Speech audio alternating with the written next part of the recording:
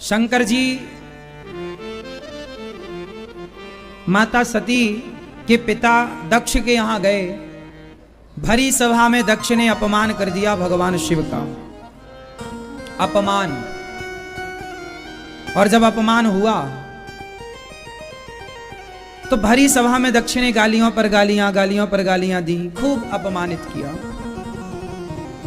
पर शंकर जी ने एक भी जवाब नहीं दिया। अच्छा ये बताओ, जवाब देना सही है या गलत है? मैया, ओ मेरी मां, जवाब देना सही है कि गलत है? जवाब देना। अच्छा सोचो, भरी सभा में शंकर जी को गालियां देने लग गए दक्ष। अब शंकर जी भी गालियां यदि दे देते तो दक्ष में और शंकर जी में कोई अंतर रहता? इसलिए जब हमें कोई गाली दे तो हमें क्या करना चाहिए? क्या करना चाहिए? हमें भी गाली देना चाहिए। आप लोग क्या करते हो? अभी आपको किसी ने जरा सा कुछ कहा तो आप भी बहुत कुछ कह देते हैं।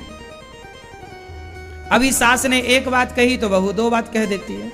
सास ने किया भौं तो बहू ने भौं भौं। ये होता है कि नहीं? हाँ? इसलिए आप लोग गाली के बदले गाली ना दिया करो, अपमान के बदले अपमान नहीं। आपका जैसा व्यवहार है वो आपका व्यवहार आपके संस्कार का परिचय देता है और मेरा व्यवहार मेरे संस्कारों का परिचय देता है। मैं अपना व्यवहार आपकी तरह क्यों करूं?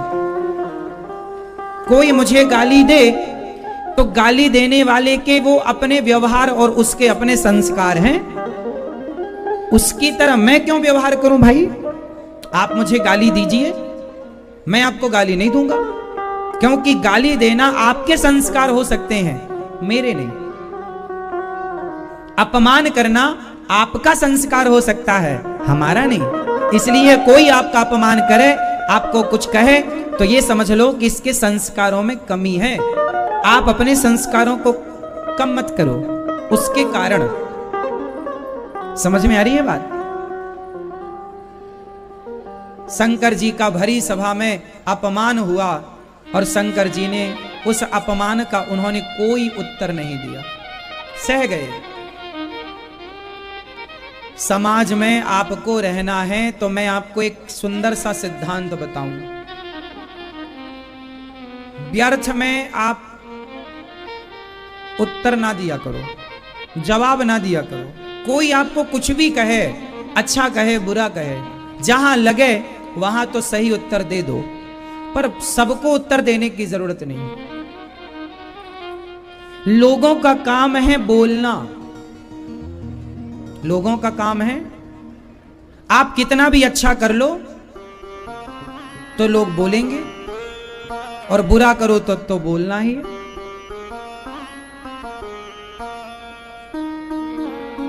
आप किसी गाय को रोटी खिलाने लग जाओ, चारा खिलाने लग जाओ और चारा खिलाने की फोटो डाल दो फेसबुक में, तो वहां पे लोग क्या कहते हैं? अरे दिखावे के लिए कर रहे हो। मतलब उन्हें तो कहना है, बस उन्हें केवल कहने का ठेका ले रखा। जबकि आप कोई भी अच्छा कार्य करें तो उसकी फोटो जरूर सोशल मीडिया में डालना चाहिए। क्यों डालना चाहिए?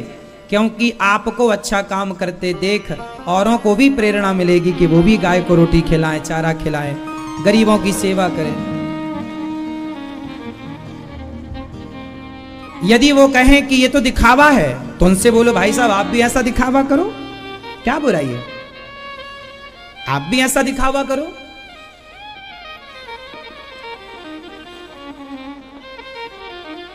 जैसे गौरी गोपाल आश्रम में अन्य क्षेत्र चलता है, आप लोग आकर देखते हैं, यहां सेवाएं चलती हैं, आप आकर देखते हैं, फिर भी समाज में कुछ लोग कहते हैं अरे वो तो दिखावा है। तो आप उनसे कह सकते हैं कि यदि ये दिखावा है तो ऐसा दिखावा आप भी करिए, और ऐसा दिखावा सबको कर लेना चाहिए। भाई आजकल जब बुरा दिखावा हो रहा है तो अच्छा दिखावा क्यों ना हो। बुरा क्या दिखावा, आजकल पिक्चरें बनती हैं, उनमें छोटे छोटे कपड़े पहना के लड़कियों को दिखाया जाता है, तो वो दिखावा ही तो है, नहीं है। तो जब बुरा दिखावा हो सकता है तो माँ बाप के चरण दबाने की एक फोटो फेसबुक में डल जाए तो अच्छी बात है, औरों को प्रेरणा मिलेगी कि भाई तुम भी अपने माँ बाप के पांव दबाओ। माँ बाप के चरण दबाने की फोटो डाला करो आप लोग। माँ बाप के चरण, पति के पांव दबाने की फोटो आपने डाली आज तक सोशल मीडिया पर? नहीं, आपने सारी फोटो डाली सोशल मीडिया पर, कहीं जीभ निकालने की, कहीं खाने की, कहीं जाने की, कहीं ये कहीं वो।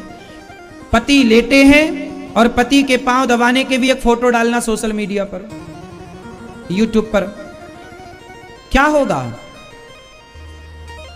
कुछ लोग कहेंगे अरे बड़ी सती सावित्री बन रही है, कुछ तो ऐसा कहेंगे, कमेंट करेंगे।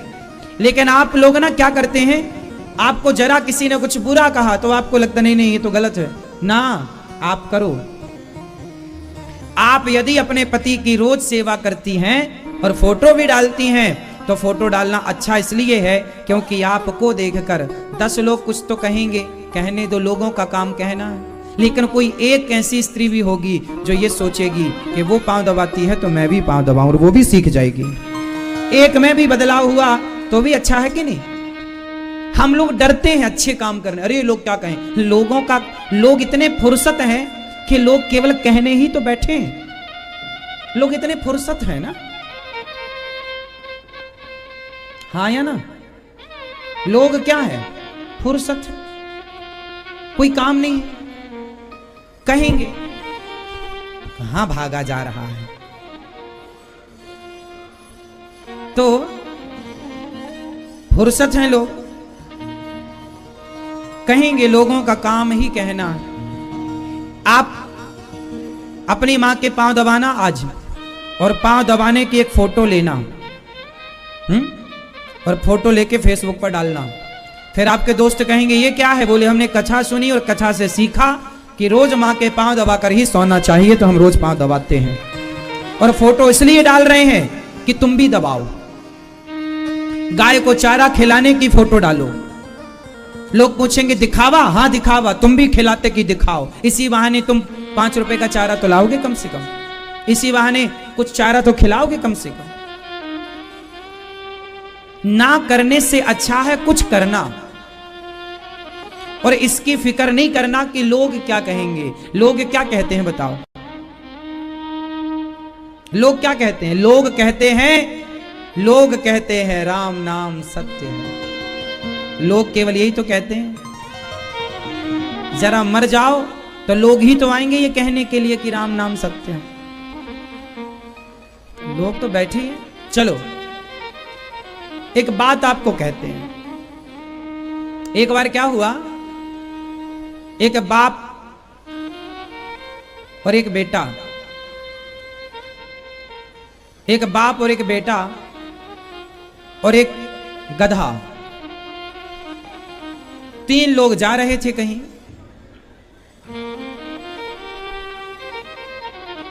और जब 3 लोग कहीं जा रहे थे तो क्या हुआ, गधे के ऊपर ही दोनों बाप और बेटा बैठ गए और गधे के ऊपर बैठ के यात्रा प्रारंभ की।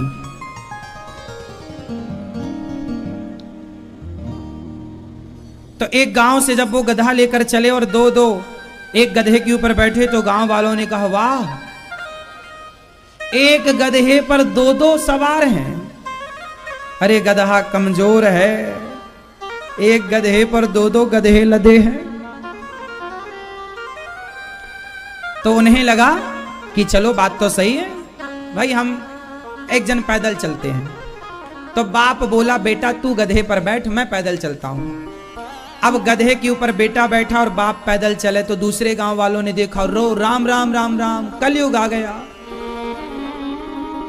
बाप पैदल चल रहा है और बेटा गधे में बैठा। कैसा बेटा है कि उसे बाप पर दया नहीं आई? तो भैया उन्हें लगा बात तो सही है, तो बेटा उतर गया, बाप बैठ गया गधे पर। तीसरे गांव पहुंचे, वहां के लोगों ने कहा वाह कलयुग आ गया, कैसा बेटा है, कैसा बाप है ये, निर्दयी बाप गधे पर खुद बैठा और बेटे को पैदल चला रहा है। तो बाप बोला चलो अपन दोनों पैदल चलते हैं। अब दोनों पैदल हो गए। तो चौथे गांव में पहुंचे, चौथे गांव वालों ने देखा, अरे राम राम, जब गधा है तो पैदल क्यों चल रहे हो? दोनों बैठे तो लोगों को प्रॉब्लम थी, एक बैठा तो लोगों को प्रॉब्लम थी, दोनों उतर गए तो प्रॉब्लम थी। तो जमाने के हिसाब से चलोगे तो चल ही ना पाओगे। इसलिए जमाना क्या कहता है उसकी परवाह किए बिना जो सही काम है वो अपनी बुद्धि विवेक से करते रहो। लोगों का काम कहना कहते रहे, आप अपने लक्ष्य की तरफ बढ़ते रहो, आप अपने कार्य को ईमानदारी से करते रहो। लोग जो कहेंगे कहेंगे। भरी सभा में शंकर जी का अपमान हुआ, पर शंकर जी ने कोई उत्तर नहीं दिया, चुप रहे, चुप। भैया ये बोल दो कि काम शाम को कर लेना, आवाज कर रही है बस शाम को। तो शंकर जी ने कोई उत्तर नहीं दिया। आप भी उत्तर ना दिया करो, आपसे कह रहे हैं उत्तर देने की जरूरत नहीं। हाथी चला बाजार और कुत्ते लगे हजार। जब हाथी निकलता है बहुत सारे कुत्ते भौं भौं करते हैं, और कुछ लोग हाथी की आरती उतारते हैं। तो हाथी ना तो आरती उतारने वालों की तरफ देखता है, ना भौंकने वाले कुत्तों की तरफ देखता। हाथी तो अपने मस्ती से अपने लक्ष्य की ओर सिर्फ चलता है। इसलिए चलो बस। यही हमने कल सुना कथा में। श्री शंकर जी का अपमान हुआ, माता सती यज्ञ में गईं, जलकर भस्म हुई, और भगवान वही माता सती बाद में पार्वती बनकर आई, और पार्वती के संग भगवान शिव का विवाह संपन्न हुआ। ये मनु जी की 3 बेटियों की कथा है। अब मनु जी के 2 बेटे और हैं, प्रियव्रत और उत्तानपाद। उत्तानपाद की 2 पत्नियां हैं, सुनीति और सुरुचि। सुनीति के पुत्र हैं ध्रुव और उनके दूसरे पुत्र का नाम है उत्तम।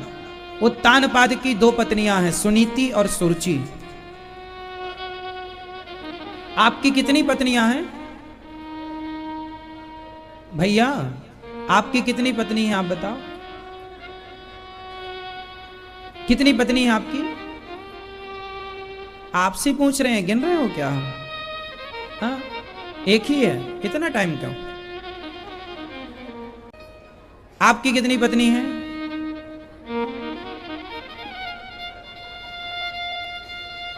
आपकी भी पत्नी है? कितनी पत्नी है आपकी? एक। उत्तानपाद की 2 थी, सुनीति और सुरुचि।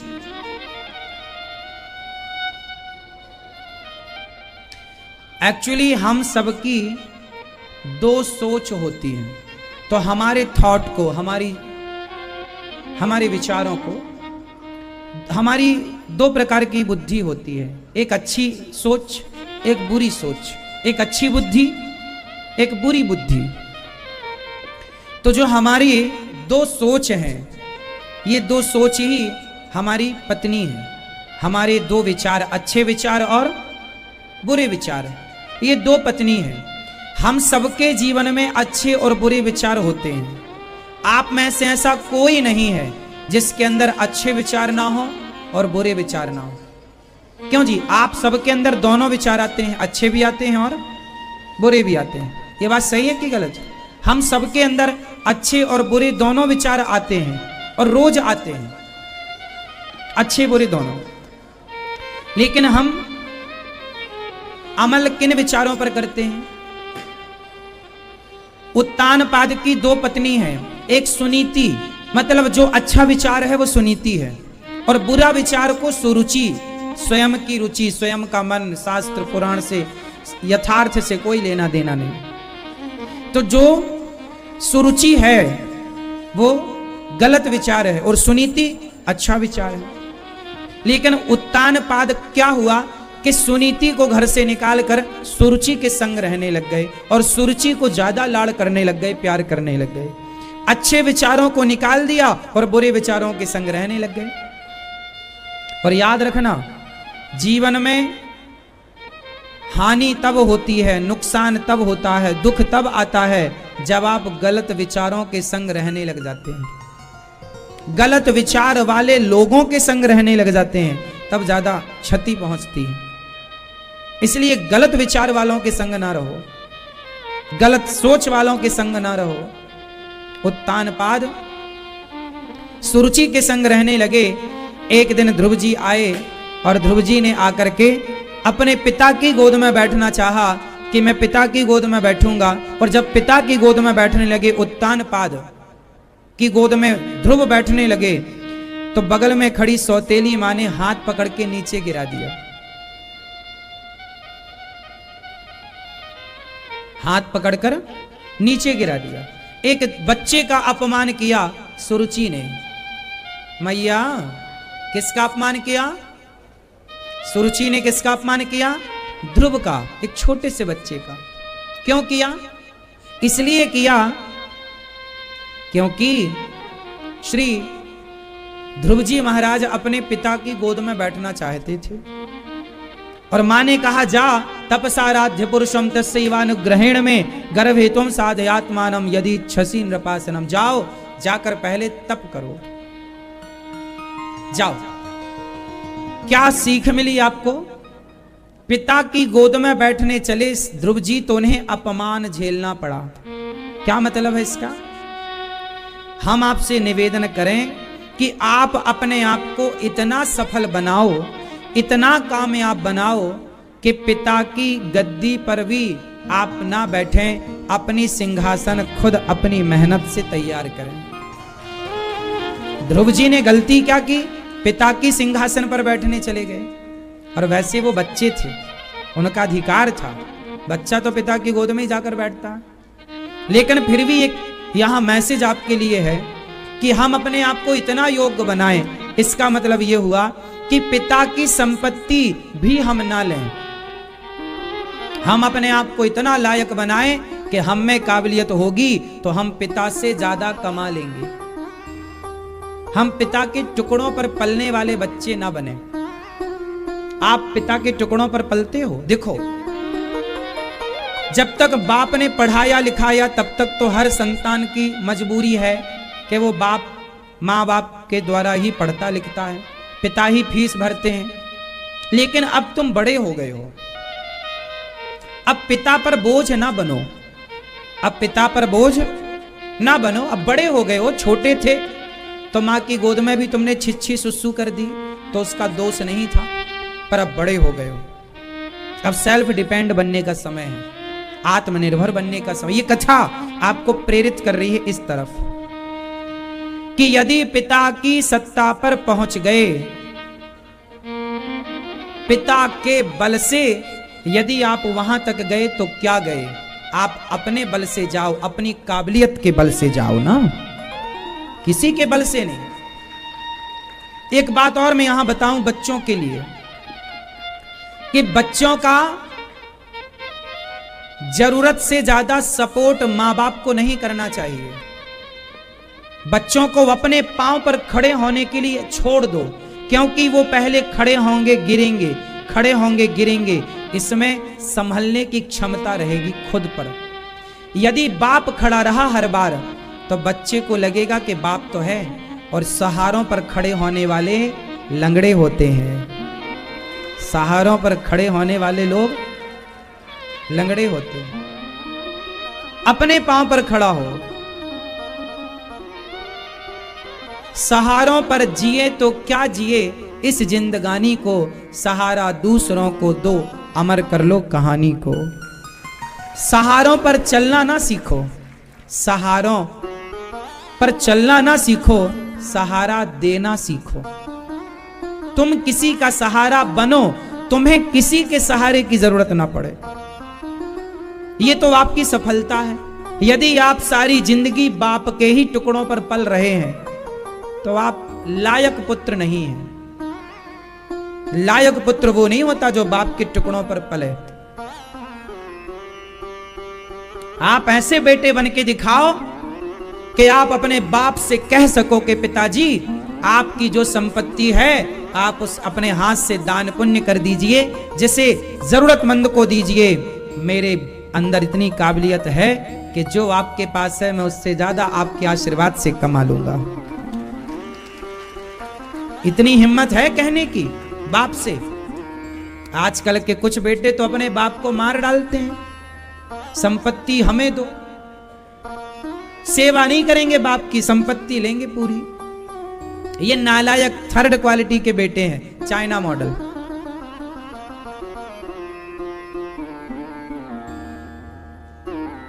ये दास अनिरुद्ध बैठा है आपके सामने।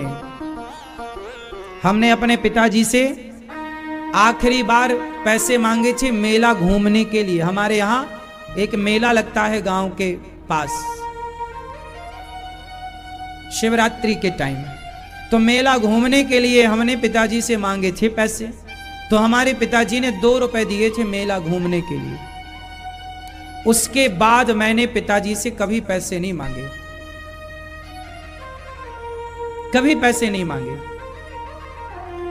मैंने अपनी पढ़ाई की तो कॉपी पेन भी, मतलब 10वीं तक तो पिता ने पढ़ाया मुझे। 10वीं तक की फीस पिताजी ने भरी। 10वीं के बाद की आगे की पूरी पढ़ाई और पूरी पढ़ाई का पूरा खर्चा स्वयं कमाते थे, स्वयं की कमाई से पढ़ते थे। मोबाइल की जरूरत थी तो पिता से नहीं मांगा, खुद की कमाई की। हारमोनियम सीखनी थी तो हारमोनियम खरीदने की पिता से मांगा नहीं कि तुम पैसे दो तो हम हारमोनियम, ना, हमें सीखना है तो हमने ही अपने मेहनत करके कमाया, उससे खरीदी, फिर उससे संगीत सीखा। सहारों पर हमने कभी अपने आप को ढाला नहीं कि नहीं हमें सहारा। सहारों पर नहीं चलना, सहारों पर तो मुर्दे चलते हैं। सहारों पर तो मुर्दे चलते हैं, वरना नदी तो अपना रास्ता खुद बना लेती है। मुर्दे बनकर क्या जीना। आप यदि अपने बाप के टुकड़ों पर पल रहे हैं तो मुर्दे ही हैं। आपको पहचाना किससे जाता है? आपके बाप से, फलाने का बेटा, ना, ये पहचान आपकी गलत है। आपका नाम ऐसा हो, आपकी कामयाबी की खुशबू ऐसी हो कि आपके नाम से आपके पिता का सम्मान बढ़ना चाहिए, पिता को सम्मान मिलना चाहिए। आपसे आपके पिता की पहचान हो, ना कि पिता से आपकी पहचान हो। क्या सही है? मेरे पिता से मैं जाना जाऊं, इसमें मेरा क्या है? इसमें मेरी क्या काबिलियत है? बोलो भाई। अरे मेरे द्वारा मेरे पिता का सम्मान बढ़े, मेरे द्वारा मेरे पिता का आदर बढ़े, ये सफलता है। तो आप कैसे बेटे बनना पसंद करोगे? पिता के नाम से जाने जाओगे या आपके नाम से आपके पिता जाने जाएं? क्या बेहतर है बेटा, बताओ। आप लड़कियों से भी बोल रहे हैं, तुम भी अपने बाप की परी ही ना बनी रहना, तुम भी कुछ ऐसा कर दिखाना कि तुम्हारे नाम से तुम्हारा बाप गर्व कर सके कि हाँ ये बेटी मेरी है। देखो जी, तुम्हारे बाप को कोई नहीं जानता, पर तुम कुछ ऐसा कर जाओ कि तुम्हारे कारण तुम्हारे बाप को जमाना जाने। जमाना, ये तो बेटियों का भी, ये बेटियों के लिए भी बोल रहा हूं, केवल बेटों के लिए नहीं। जनक जी को कोई नहीं जानता। जनक जी को आज जो लोग जानते हैं माता सीता के कारण जानते हैं। वृषभानु जी को कौन जानता? श्री राधा रानी के कारण वृषभानु जी को जाना जाता है। हिमालय को कौन जानता? माता पार्वती के कारण हिमालय को जाना जाता है। समुद्र को कौन जानता? माता लक्ष्मी के कारण समुद्र को जाना जाता है।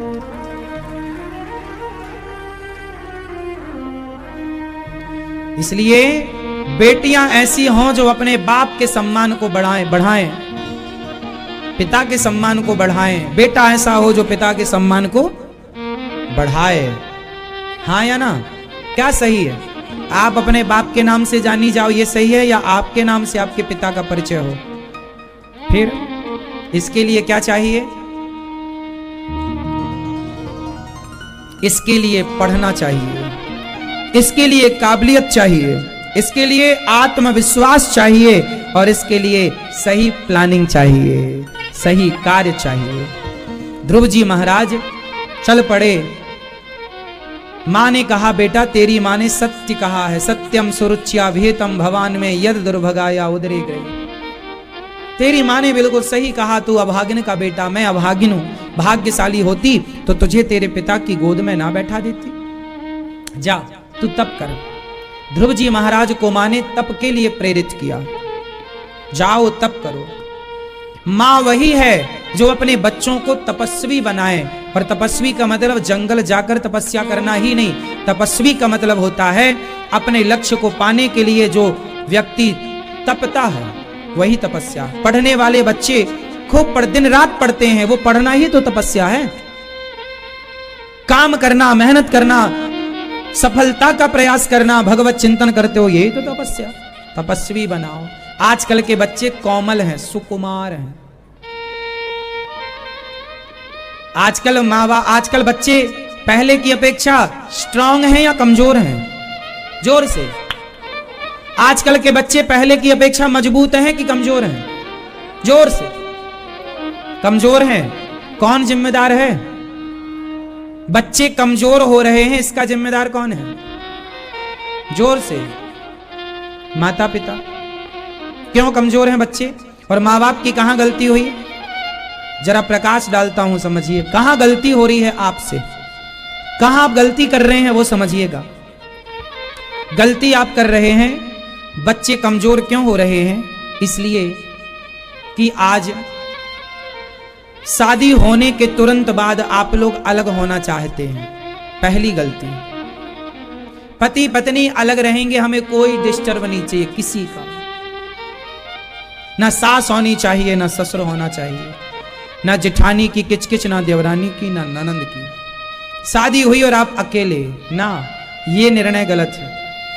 सबके बीच में रहो। सबके बीच में रहोगे तो मजबूती ज्यादा होगी, याद रखना। लोहा जितनी बार आग में जाता है उतना मजबूत होता है, जितना तपता है उतना मजबूत होता है। कोशिश करो कि हमारे जीवन में ज्यादा दुख आए, कोशिश करो कि हमारे जीवन में ज्यादा संकट आए, कोशिश करो कि हमारे जीवन में ज्यादा मुसीबत आए, इसलिए कि वो संकट, वो मुसीबत ही आपको मजबूत बनाए। राम जी के राजा बनने के पहले 14 साल का वनवास था। ये वनवास क्यों था? क्योंकि राम जी डायरेक्ट राजा बन जाते, वनवास ना जाते तो राम राज्य ऐसा ना होता। 14 साल राम जी ने तप कर देखा है जंगल में कि जीवन क्या है, कष्ट किसे कहते हैं, सुख क्या है, दुख क्या है, जानते हैं। और जब वो राजा बने तो उन्होंने अपनी प्रजा का वो हर सुख दुख जाना, क्योंकि वो जानते हैं यदि वो पब्लिक में ना घूमे होते, वंचितों से ना मिले होते, शबरी से ना मिले होते, तो राम क्या जानते? राजकुमार थे राम, तो महलों में पले बढ़े थे। वो क्या जानते कि गरीबी क्या होती है? वो क्या जानते कि भूखा क्या होता है? 14 साल में सब कुछ जाना राम जी ने। और आपके बच्चे आज डिग्रियां तो बड़ी बड़ी हैं, लेकिन आपके बच्चों को पता नहीं कि भूख क्या होती है, प्यास क्या होती है, दुख क्या होता है, तकलीफ क्या होता है, कांटे की चुभन क्या होती है। बच्चों को थोड़ा दर्द देना जरूरी है। मुझे पता है, मैंने बचपन में, ये दास अनिरुद्ध बैठा है आपके सामने, मैंने बचपन में भीख मांगी है। हमारे यहां इतनी गरीबी थी कि घर में खाने को रोटियां नहीं थी, भीख मांगना मजबूरी थी, ना मांगते तो रोटी ना बनती। बचपन में भीख मांगते थे, खाने को भरपेट रोटियां नहीं थी। ये मेरे जीवन की घटना है, हर दौर को मैंने देखा है तरीके से। गरीबी क्या है, अपमान क्या होता है, मैं खूब जानता हूं। गरीबों का अपमान होता है। जब पैंट पहनने को कपड़े नहीं थे ना, मैंने बचपन में मैं तरस गया था कपड़े पहनने को। आश्चर्य मानेंगे आप, हंसेंगे। जब मैं 16 साल तक तो मैंने केवल चड्डी पर ही घूमता था, पैंट पहनने को तरसता था। एक पैंट आता था एक साल में। पिताजी एक जोड़ी कपड़ा सिलवाते थे, वो भी टेरिकॉट का कपड़ा लाकर ऐसे दर्जी से सिलवा देते थे। वो पैंट तब तक पहनता था जब तक पीछे बड़े बड़े 2 छेद ना हो जाए। बैठते बैठते घिस जाता था, बड़े बड़े छेद निकल आते थे। उस पैंट से चड्डी दिखती थी पूरी। ऐसे कपड़े पहनते थे। ये जीन्स वगैरह जो आज के बच्चे पहनते हैं ना, छोटे छोटे, मेरी भी इच्छा होती थी जीन्स। सुना था गांव के लड़के पहनते थे जिनके पास था पैसा। मैं जीन्स नहीं पहन पाया। क्यों? मेरे पिताजी ने कभी जीन्स दिलाया ही नहीं। क्यों नहीं दिलाया? क्योंकि जीन्स महंगा आता था। उस समय 200 रुपए का, 150 रुपए का जीन्स आता था, और 200 रुपए का जीन्स पहनने की कहां औकात थी। भिखमंगों की इतनी कहां औकात होती है। हर चीज मैंने देखा है। तरसा हूं चीजों के लिए, कपड़ों के लिए। पुराने कपड़े कोई देता था तो मैं वो बड़ी शौक से पहन लेता था उसको। इस दौर को मैंने देखा है, गरीबी देखी है, जीवन के हर स्ट्रगल को खुद किया है। सेल्फ डिपेंड बनने की, आत्मनिर्भर होने की जिज्ञासा जो आप लोग स्कूल में सीखते हो ना साहब, आपको स्कूलों ने, कॉलेजों ने जो सिखाया है, शायद वो आप स्कूल कॉलेज आपको सिखा ही नहीं सकते, जो जीवन में गरीबी के थपेड़ों ने सिखा दिया है हमें। जब गरीबी के थपेड़े पड़ते हैं ना, तो आदमी वो सब सीख जाता है जो दुनिया की किसी यूनिवर्सिटी में नहीं सिखाया जाता। आपने पढ़ा हुआ सीखा है, मैंने जीवन में अनुभव का सीखा है। इसलिए आप में से बहुत लोग उम्र में मेरे से बहुत बड़े हैं, पर तजुर्बे में कुछ क्षेत्रों में मैं आपसे बड़ा हूं। क्योंकि मुझे गरीबी का जितना तजुर्बा है, मेरी यात्रा भीख मांगने से स्टार्ट हुई। मैंने हर पहलू को देखा है। मैंने स्कूलों से कम सीखा है, मैंने इंसानों से ज्यादा सीखा है। मैंने स्कूल कॉलेजों से कम पाया है ज्ञान, मैंने जीवन में हो रही घटनाओं से ज्यादा सीखा है। और वो ज्ञान मेरे बहुत काम आ रहा है। अब मेरे अंदर इतनी क्षमता बढ़ गई सहन करने की। आप लोगों को ना सहन नहीं होता। आप अपनी बात करो, आपको एक गाली सहन नहीं होगी, एक बात सहन नहीं होगी। मैं सह सकता हूं क्योंकि मैंने बचपन से सहा है। हमारे पिताजी गांव में एक मंदिर है राम जी का, वहां पूजा करते थे। गांव में जिनका मंदिर था उन्होंने कह दिया कि आप मंदिर खाली करो। उस समय कहा जब घर में, हमारे पास घर नहीं था रहने को, खुद का कोई घर नहीं था, दूसरों के मंदिर में रहते थे। वहां मंदिर में पूजा, आपने देखा होगा गांव में कुछ लोग पुजारी लेकर आते हैं और वो लोग मंदिर की। तो हमारे पिताजी एक प्रकार पुजारी थे मंदिर के। तो मालिक जो मंदिर का मुखिया होता है, उसने एक दिन कह दिया, 20 साल से पूजा कर रहे थे उस मंदिर में, 20 साल से। अचानक 20 साल बाद कह दिया मंदिर के मालिक ने कि आप खाली करो। अब खाली कर तो दें साहब, पर रहें कहां, जगह थी नहीं। तो पिताजी ने रिक्वेस्ट की कि भाई हमें 1 साल का समय दो, हम घर वर की तैयारी करें। अभी तक तो घर की तैयारी की नहीं, भिक्षा मांगकर गुजारा होता था, भगवान जी को भोग लग जाता था। पैसे जोड़ने की कोई था ही नहीं इतना कि जुड़ जाए। हमने वो दौर देखा है कि बाजार से 1 किलो आलू आते थे तो 1 हफ्ते तक साग बनती थी उस 1 किलो आलू में। 1 आलू की साग सवेरे और 1 आलू की साग शाम को। वो दौर हमने देखा है कि जब दाल बन जाती थी तो सब्जी नहीं बनती थी, और सब्जी बन जाती थी तो दाल नहीं बनती थी। दोनों बनाने की औकात नहीं थी। इस दौर को आप लोगों से मैंने बताया कि मैंने जीवन को इस 0 से स्टार्ट किया है। इस दौर को मैंने देखा है। गांव के उस व्यक्ति ने कहा कि मंदिर खाली कर दो। जब हमने कहा कि 1 साल का समय दो, पिताजी ने कहा तो रुक जाओ थोड़ा सा, वो सावन का महीना चल रहा था और उन्होंने कहा मंदिर तो खाली करना पड़ेगा। अब कर तो नहीं भाई साहब, पर जाएं कहां? उन्होंने कहा कहीं भी जाओ, सड़क में का सामना मुस्कुराते हुए कर सकें। ये माँ बाप की देन है। और आपके आजकल के माँ बाप अपने बच्चों को इतना कमजोर कर देते हैं, इतना सुख दे देते हैं, बेटा तू चाय ना बना बेटी, तू भोजन ना बना बेटी, तू ये ना कर, तू वो ना कर। आज चलो आप तो माँ हो, कुछ नहीं करने दोगी, पर ससुराल में जब करना पड़ेगा तो रोएगी बेटी, क्योंकि आपने उसे कुछ सिखाया नहीं। इसलिए सिखाओ। हम ये दास अनिरुद्ध, आप हमें कांटों में सुला दो, अर्थात बिल्कुल जमीन नुकीले कांटों में, नुकीले पत्थरों में चला दो, हम पैदल चल लेंगे। हम पेड़ की छांव में आज भी सो सकते हैं। हमें महलों में और बड़े बड़े गद्दों में सोने की जरूरत नहीं।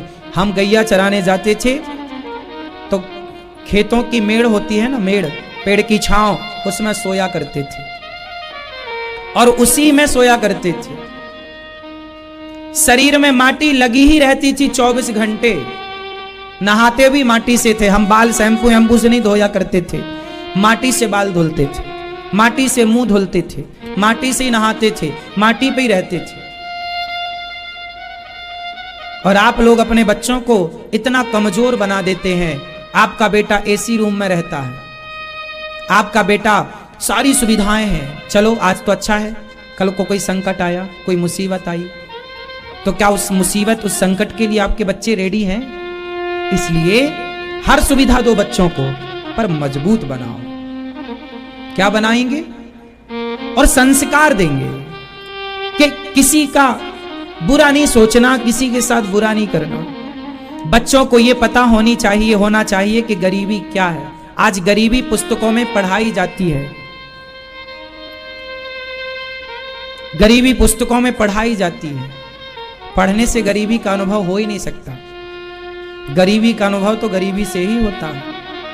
इसलिए मैंने 7वीं क्लास में एक पाठ पढ़ा था, शायद वो मुंशी प्रेमचंद्र का लिखा पाठ था।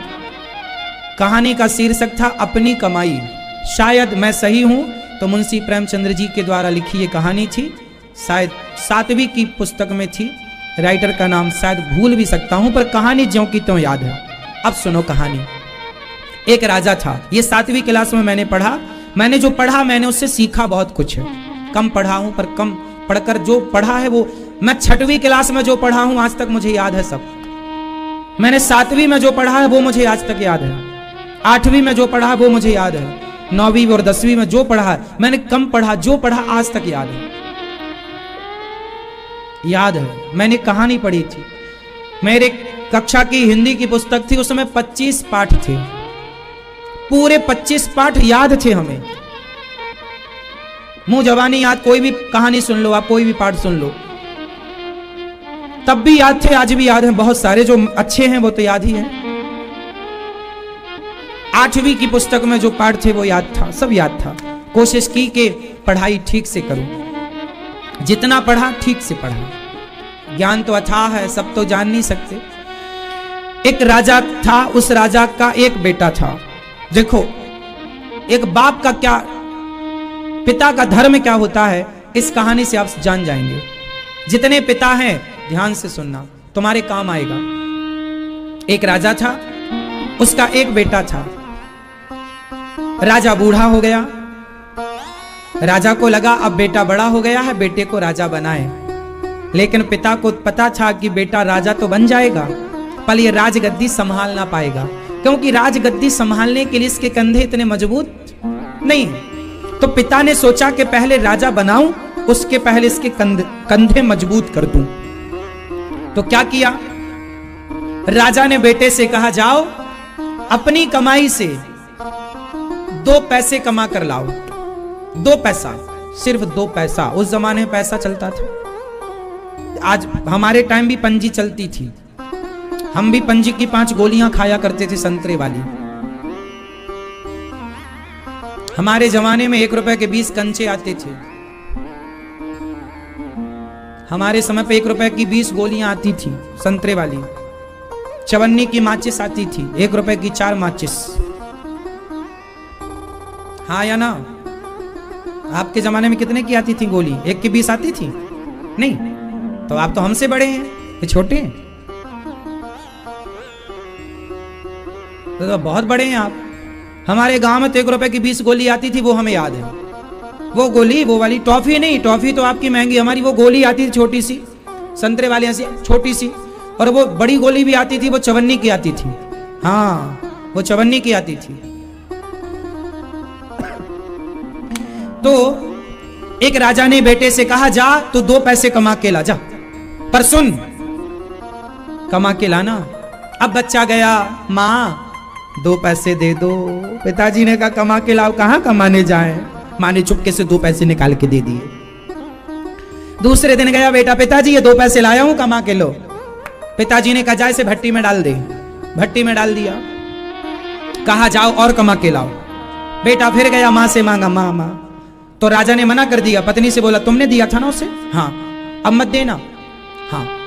दूसरे दिन वो गया अपने मामा के, मामा मामा 2 पैसे दे दो। पिताजी ने बोला, कमा के। मामा ने दे दिया। राजा ने डिंडोरा पीट दिया, मेरे बेटे को कोई पैसा मत देना, जो देगा उसे दंड दूंगा। अब भैया सब बंद। अब कहा, जाओ कमा के लाओ। वो कमा के लाओ। कहीं गया मांगने, तो मांगने से मिला नहीं। अब मजबूरी थी कमा के, तो काम मांगा उसने। भैया दुकानों में काम मांगा, भाई काम दे दो, काम काम। कहीं काम ना मिला तो उसे लोहार के घर काम मिला। लोहार, लोहार तो भट्टे में लोहा निकालता है और घन से पटकवाता, उसे घन पटकने का काम मिला। सवेरे 10 बजे से शाम के 5 बजे तक साहब उसने घन पटका। और लोहार ने सारा गरम गरम लोहा, गर्मी का समय, और घन पटका पूरा। पहली बार पटका, हाथ में छाले पड़ गए, पसीने से तर बतर हो गया, बहुत रोया। पर लोहार ने कहा, पैसे तब मिलेंगे जब काम पूरा करोगे। वो तो 1 घंटा करके भागने लगा, नहीं मिलेगा पैसा। 5 बजे तक काम किया, छाले पड़ गए, फफोले। पहली बार हथौड़ा उठाया, घन उठाया। साहब उसे शाम को इतना पसीना बहाने के बाद नहा गया पसीने में, 2 पैसे मिले। गया, सभा लगी थी, पिता से कहा, ये 2 पैसे कमा कर लाया हूं। पिता ने कहा, जाओ इसे भट्टी में फेंक दो। बेटा बोला, ना पिताजी, मैं ऐसे नहीं फेंक सकता। मुझे पता है कि इस 2 पैसे की कीमत क्या है। यहां सिर का पसीना मेरे पांव में चला गया था, इतने मैंने घन पटके, इतने हथौड़ा पटके, इतनी मेहनत की। मुझे पता, ये देखो छाले पड़ गए मेरे हाथों में, ये देखो फफोले पड़ गए, मैं ये 2 पैसे नहीं फेंक सकता। उसने 2 पैसे बहुत संभाल कर रखा। पिता ने उस बेटे को उठाया और ले जाकर अपनी सिंहासन पर बिठाया। कहा, बेटा अब तू राजा बनने का अधिकारी हो गया है, क्योंकि तू 2 पैसे की कीमत समझ गया। क्योंकि तू 2 पैसे की कीमत, यदि तू 2 पैसे की कीमत ना समझता, तुझे अपने बाप का खजाना मिल जाता तो तू गलत कामों में उड़ा देता। आज तुझे पता चल गया कि पैसे कैसे कमाए जाते हैं। तो बच्चों को केवल पैसे ना देना, पैसे देने के पहले ये देना कि पैसे कमाए कैसे जाते हैं। सिखाओ, जिम्मेदार बनाओ। ध्रुव जी महाराज पिता की गोद में ना बैठकर मां ने कहा, तपसाराध्य पुरुषम तस्यैव, जा तप कर। और जब तप करने के लिए चले, तो तप करने के लिए जब पहुंचे तो रास्ते में नारद जी मिले। और नारद जी ने श्री ध्रुव जी महाराज को उपदेश किया, ओम नमो भगवते वासुदेवाय। ध्रुव जी महाराज ने इस मंत्र का जाप किया, और मंत्र का जाप किया और एकाग्र चित्त से लक्ष्य बना लिया, भगवान को पाए बिना रुकूंगा नहीं। एक बात बताएं, जिसके नीति और नियत सही होती है वो कामयाब जरूर होता है। क्या सही होना चाहिए कामयाबी के लिए? जोर से, क्या सही होना चाहिए? नीति और नियत। नीति का मतलब है सही प्लानिंग, सही डिसीजन, और नियत का मतलब है ईमानदारी। क्या क्या होना चाहिए? आजकल नीति भी कुछ लोगों की गलत है और नियत भी गलत है, और वो चाहते हैं कि हम सफल हो जाएं ना। आपको जैसा कि ये दास ने बताया कि बचपन में ये दास अनिरुद्ध भिक्षा मांगता था। एक दिन एक घटना घट गई कि हमारे गांव में कुछ संत आ गए, और संतों ने कहा कि हमें, गांव के लोगों से कहा कि आज हमें भोजन करना है। एक दिन गांव में संत आए, तो संतों ने कहा कि हमें भोजन करना है। गांव के लोगों से कहा कि भोजन करना है। वो संत थे 8-10। तो गांव के लोगों ने तैयार नहीं हुए कोई ये कहने को कि चलो हम कराते हैं। वहां मैं बैठा था, तो मैं छोटा ही था, बच्चा था। तब मेरी उम्र रही होगी लगभग 16 साल की, 15-16 साल की। साहब मैं उन संतों को पकड़ के अपने घर ले आया, और जब घर लाया उस समय मां से मैंने कहा कि संत आए हैं, 8-10 संत हैं, और संतों के बारे में मैंने मां से बताया संत आए हैं। मां ने कहा बेटा पूछ तो लेते, घर में कोई खाने की व्यवस्था थोड़ी है। अब 10 संत, 8-10 संत घर में हैं और खाने की व्यवस्था नहीं। तब पहले ऐसा था कि यदि घर में आटा ना हो तो पड़ोसन से मांग के आटा ले आते थे। इस दौर को आप लोगों ने देखा कि नहीं? चावल ना हो तो आज पड़ोस में जाके कहीं चावल ले आए, जब आएगा तो वापस कर देंगे। तो मुझे याद है कि मैं गया मांगने थोड़ा आटा, और फटाफट संतों के लिए ना बनाया पूड़ी इत्यादि, थोड़ा खीर, थोड़ा माँ ने जल्दी जल्दी बनाया।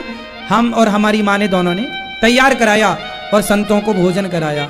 उस समय मेरे मन में ये विचार आया कि आज मेरे घर में संत आए हैं और मेरे घर में इन्हें भरपेट खिलाने की व्यवस्था नहीं है। हे भगवान, कभी आप लायक बनाओगे तो मैं एक ऐसी सेवा आपके आशीर्वाद से करूंगा कि द्वार पर आया कोई भी संत भूखा ना जाए।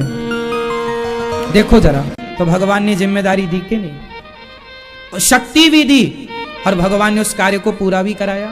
इसका मतलब ये है कि आपकी नीति अच्छी है और नियत अच्छी है तो भगवान आपके सहयोगी जरूर बनते हैं।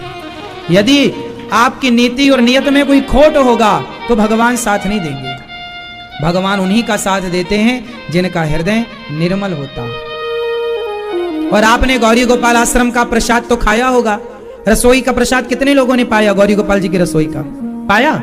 अब आपने ध्यान से देखा होगा वो प्रसाद कैसा था? अच्छा था, सामान्य था, या ऐसे ही था? क्या आप कितने नंबर देंगे उस सेवा को? देखो जी, हम ये बात केवल आपको बताने के लिए कह रहे हैं। बाजार में चावल ना 40 रुपए किलो का भी मिलता है, हाँ या ना? बाजार में चावल 25 रुपए किलो का भी मिलता है, बोलो हाँ या ना? और बाजार में चावल, सबसे अच्छा चावल कौन होता है? जोर से आप बताओ, हम नहीं बताएंगे। बासमती, हम सबने ये सुना है कि सबसे बेस्ट चावल बासमती। अब इससे भी कोई ऊपर होता होगा साहब तो वो अपनी अब जानते नहीं, होता भी होगा, ये नहीं कह सकते नहीं होता होगा, होता होगा। पर जो हम सब सामान्य लोग जानते हैं वो ये जानते हैं सबसे बढ़िया चावल बासमती होता है। अब आप गौरी गोपाल जी की रसोई में जाकर चावल का प्रसाद लेना और देखना कि वो कौन सा चावल है। वो सबके लिए बासमती चावल ही है। क्यों? चावल तो 40 रुपए 30 रुपए किलो का भी मिलता है, पर गौरी गोपाल जी की रसोई में जो चावल भक्तों को बंटता है वो 90 रुपए किलो का चावल है। जानते हो क्यों? क्योंकि मुझे लगता है कि आप लोगों के रूप में भगवान ही भोजन करने आते हैं और भगवान को सबसे अच्छा खिलाना चाहिए। भगवान को सबसे जोर से। इसकी भी एक कथा है, आप कहो तो 1 मिनट में सुना दूं? सुनाऊं? ये मेरे जीवन में घटी सारी घटनाएं हैं। मैं बचपन में भीख मांगने जाता था तो आपने ध्यान से सुना देखा होगा, कुछ लोग भिखारियों के लिए अलग रखते हैं। ये चावल भिखारियों के लिए, ये आटा भिखारियों के, ऐसा कुछ लोग रखते हैं। आप बहुत कुछ लोग नहीं भी रखते। पहले भिखारी ज्यादा होते थे तो भिखारियों के लिए लोग चावल अलग, टूटे हुए चावल, कनकी बोलते, कनकी, टूटे हुए चावल रखते थे। एक बार मैं किसी के घर गया भीख मांगने बचपन में, तो वहां मुझे ऐसा ही अलग से रखी हुई चीजें वाले चावल और कुछ चीजें मिली। तब मेरे मन में उस समय एक भाव आया कि लोग व्यवहार 2 तरीके का करते हैं, अपने खाने का अलग और दूसरों के लिए अलग। मैंने तब भगवान से कहा कि हे विधाता, कभी आप लायक बनाओगे और सेवा करूंगा तो मैं ये भेद नहीं करूंगा, जो मैं खुद खाऊंगा वही मैं सबको खिलाऊंगा। और देखिए तब की बातें वो सब कुछ दोहराई गई भगवान के द्वारा। और आज गौरी गोपाल भगवान की रसोई में जो प्रसाद बनता है वो वही प्रसाद है जो हम स्वयं खाते हैं, वो आपको खिलाते हैं। कोई भेद है तो बताओ। दाल आप लोग जो अपने घर पर जैसी बनाकर खाते हैं गाढ़ी, वैसी दाल आपको यहां मिल जाएगी सबके लिए, एक के लिए नहीं, सबके लिए। हाँ या ना? सारी रोटियां घी चुपड़ी होती हैं, क्योंकि जैसा हम, क्योंकि आपके रूप में कौन है? भगवान। क्योंकि नर सेवा ही नारायण सेवा है। पत्थर में भी भगवान होते हैं, लेकिन इंसानों में भी तो भगवान होते हैं। जिसने इंसानों के भगवान को पहचान लिया वही पत्थर में भी भगवान को पहचान पाएगा। जो इंसानों में भगवान को नहीं जान सका वो पत्थर में क्या पहचानेगा? जो अपनी माँ को भगवान के रूप में ना देख सका, जो अपने पिता को भगवान के रूप में ना देख सका, जो अपने अतिथि को भगवान के रूप में ना देख सका, वो भला पत्थर को भगवान के रूप में क्या देखेगा? जैसे इंसानों में भगवान नजर ना आए वो पत्थर में भगवान को क्या देखेगा? इसलिए भगवान को पत्थर में देखने से पहले इंसानों में भगवान को देखना सीखो। जिसने इंसानों में देखा वही पत्थर में भी देखेगा, इंसानों में नहीं देखा पत्थर में क्या देखेगा? हाँ या ना? इसलिए हमने अपने जीवन में केवल अपने जीवन से बहुत कुछ सीखा, घटनाओं से बहुत कुछ पाया है। आप लोग पढ़ते लिखते हैं, 5 महीने तक जप किया, 6ठा महीना लगती प्राणवायु रोक ली, भगवान को पुकारा, और जब भगवान को पुकारा इंद्रासन हिल गई, इंद्र दौड़े भगवान की शरण में, प्रभु दर्शन दो ध्रुव को। भगवान बोले ध्रुव को मैं दर्शन नहीं दूंगा, बल्कि मैं स्वयं ध्रुव का दर्शन करूंगा। और दर्शन करने के लिए भगवान आ गए। ध्रुव जी को दर्शन दिया भगवान ने, कहा पुत्र कुछ मांग लो। कहा प्रभु क्या मांगे?